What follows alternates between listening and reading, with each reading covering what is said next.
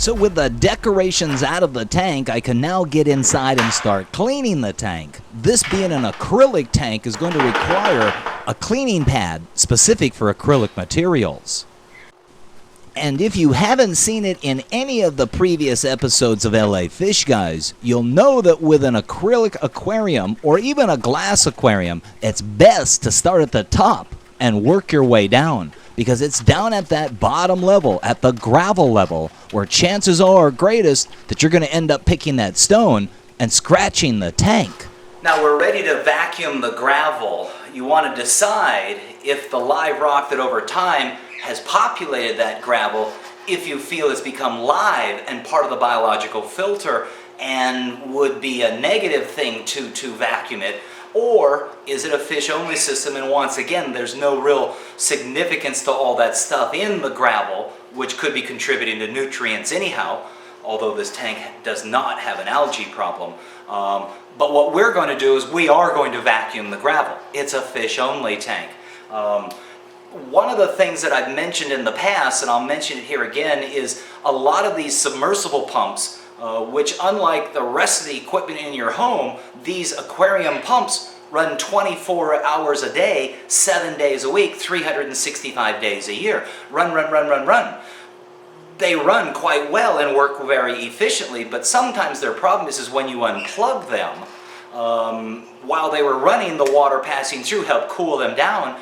Now that it's not running and there's no water passing through it, there's nothing there to help cool it down, so those impeller magnets swell a little bit, or maybe that armature that's in there, the coil thing has swollen a little bit because of the heat. The point being that impeller has now become stuck inside there, and many a submersible pump, when you go to plug it back in, doesn't come on.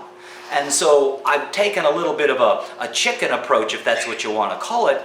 I don't unplug the pump, and I'm actually going to put 5 gallons in the tank now to fill that reservoir or sump up a bit. I can siphon it out. I'll then put another 5 gallons in for a total of a 10-gallon water change. But this way I don't have to turn the pump off, and I don't end up starving the pump of any water, so there's no problem there.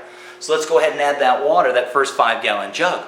Here in LA, we're fortunate enough to have real ocean water delivered to us. So that's what I use in the customers' aquariums. You can see there it's risen the water level in the reservoir portion, which will allow us the ability to vacuum or siphon out 5 gallons and not starve the water pump of any water. Now I'd like to point out 2 things. One, this is not necessarily the most efficient means of doing a water change. If I were to shut off the pump, draw out 5 gallons, and then replenish it with 5 gallons, that would be a lot more effective. The second thing is, as I've introduced that water in advance, I need to draw out only 5 gallons. So I'm actually doing a bit of a balancing act as far as the water level down in that sump below. So you need to pay attention and understand what it is you're doing before you attempt this. And by the way, there are 2 additional things I'd like to bring up. One, I have received a number of emails in regards to, can you use real ocean water straight from the beach? Well, the answer is technically yes. In the case of the water that I receive here in Los Angeles, it's been pre-filtered by the company who collects it and delivers it. The other thing is, can you use tap or faucet water to make synthetic salt water? And of course, the answer is yes. It would be better if you could filter that water in some way, and even go so far as to have purified water, because the cleaner the water, the less things you're going to introduce into it aside from the salt mix itself. And really, all you really want is the elements that come within the salt mix. But yes, you can use tap water. I've also received a number of inquiries in regards to vacuuming the gravel, more specifically vacuuming the sand. There are a couple of issues to address or be aware of, but the answer to a certain degree is yes, you can as well. The first one is, can you physically do it? What you want to do is control the the flow of water coming out of the siphon with your opposing hand, one that's holding the vacuum end, the other one where you're going to kink the hose. That's how you regulate it. You're really only trying to siphon the debris out, not the sand. So mechanically or physically, yes, you can. You just have to pay attention. Now, should you vacuum the sand or the gravel? Well, if you haven't done it in a long time, I would only suggest doing small amounts at a time, because doing a large area could not only disrupt it biologically, as there is bacteria that grow down inside there, but if it's deeper sand or gravel, you could have debris that's decomposed and become hydrogen sulfate, little pockets of methane gas, little rotten egg smell. And if you smell that, then that's what you have down underneath that gravel. Now we need to go ahead and change that filter pad that's on top of the wet-dry trickle filter, and that's easily done. But it's that drip plate that it's sitting on top of that's gotten all restricted. All those little holes have gotten restricted with schmutz of some sorts, that the water's not raining down through it. And so we're going to have to pull that drip plate out as well. So let's start first with the filter pad. And note that I'm doing this while the system is running. Now here's where the real trick is getting that drip plate out. You would think this would be easy. It's a square tray in a square box. But it actually requires a third hand, because trying to juggle the lid by getting the tray out doesn't work. Well, I thought I was going to be real clever and not have to unplug the system for you. But for me to get that drip plate out, because it's quite snug in there and I got to use two hands, I need to shut down the system, because the only alternative to holding one hand holding the drip plate with water running out of it, the lid I mean, with water running out of it in place, is to unplug the system. So I'm going to have to do that. With the system running, I could have moved this lid over to this side, but you know what would happen is water would crash into this end of the filter, stir up all that other schmutz, and then I would have a big mess on my hands. So here, now we're using two hands, we can lift the drip plate right on out, and you can see the stuff on there that's already restricting it, and that's partly the result of live rock, more specifically the life in the rock that makes it live rock.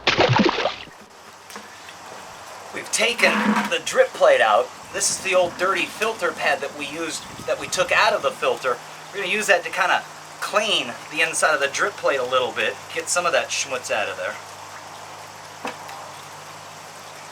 And then we'll take the garden hose and under some pressure, blast all those little balls right out of the little holes drilled in the drip plate.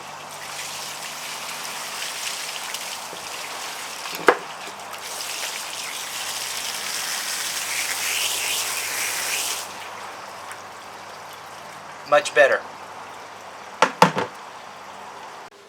Okay, so the drip plate is clean once again. We can reposition it back inside the filter. Get the lid back on in place, and everything is clean and ready to go. We can go now and turn the system back on. And see, there's a perfect example of what I just talked about. We've turned the power back on, and that pump did not come back on. Now watch this. So as I mentioned it earlier, my belief at this point is that that motor which drives the system and runs all the time, now that it's unplugged, has swollen in an attempt to dissipate its heat. Unfortunately, it's swollen enough that it's caused the magnet that actually turns the impeller or propeller blades to the point where it can't turn at all. So what I'm going to try to do is remove that pump out of the system, open it up, and see if I can get that impeller freed from inside there and get it running again.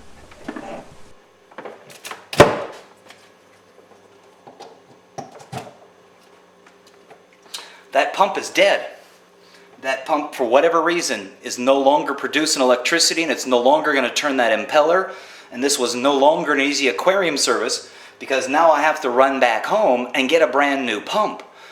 And that's my biggest frustration with these submersible pumps, these inexpensive pumps. I mean, they've got their benefits as well, but they're just not a very reliable pump. As I mentioned, this pump has a magnetic coil inside of here, and as electricity passes through there, it creates a magnetic field. That magnetic field has an effect on this impeller here, more specifically the magnet end of the impeller, and when the two are separated with it plugged in, you should be able to hold this next to the motor and feel a vibration on the impeller. That's the magnetic field that the magnet is sensing. But here I don't sense that at all, and this is simply the result of unplugging the pump. So what happened there is somehow one of those electrical windings, for whatever reason, is now broke, and it doesn't make a complete circuit. So this pump is no use. It's dead. It's worthless now. And again, I have to go run and get another replacement pump to get this back up and running. Since the water pump is the heart of the system, and if the heart isn't working, the system doesn't work. I need to deal with this now. Fortunately, the customer just lives down the hill from me, so it's just a quick dash home. So come on back for part 3 as we replace the water pump and get the rest of the system serviced.